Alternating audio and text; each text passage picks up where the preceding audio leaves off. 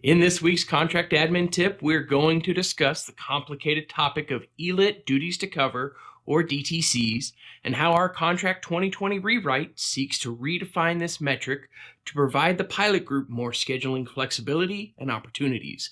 DTCs associated with ELITT are covered in Section 7B8 through 11. Initially created to prevent excessive uncovered flying and avoid JAs, these restrictions limit uncovered flying via total uncovered duties as they relate to the start day of the pairing. In general, the standard daily value for DTC is calculated by multiplying the number of hard lines for each base and seat category by 3%, then multiplying that value by the average pairing length, or APL, of that category's hard lines. The contract also further restricts certain holidays and weekends of the company's choosing, with some limitations. This calculated DTC number then becomes the number you see on the ELITT window of CWA corresponding to a given day. Based on the value, either positive or 0 or negative, this number permits or restricts trades. This complicated process is difficult to follow, and it's often made more confusing when factoring in daily reserve coverage.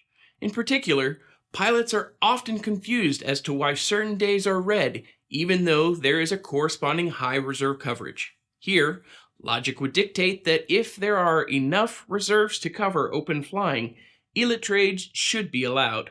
Unfortunately, our current language did not take into consideration the excessive reserve manning targets we are seeing today, often over 20% of the total monthly lines. Despite these high reserve numbers, only the contractual formulas apply, making certain days restricted to trades. In our Contract 2020 rewrite, we are seeking to refine this process by replacing duties to cover with the ELITT coverage limit, or ECL. ECL would set the amount of open time that can be dropped into ELITT at a baseline limit like today's DTC, but would increase when there is an excessive number of reserves available on the given day. This more logical measurement would permit more trades while still preventing JAs. This, along with other ELITT enhancements, would be an improvement for pilots' quality of life and hopefully promote more efficient operation. For more information on this and other items we are seeking in our Contract 2020 rewrite, check out the negotiating points on swap.org and the SRC's blog, Blueprint for Success. As always, if you have any contract-related questions, give us a call or send an email.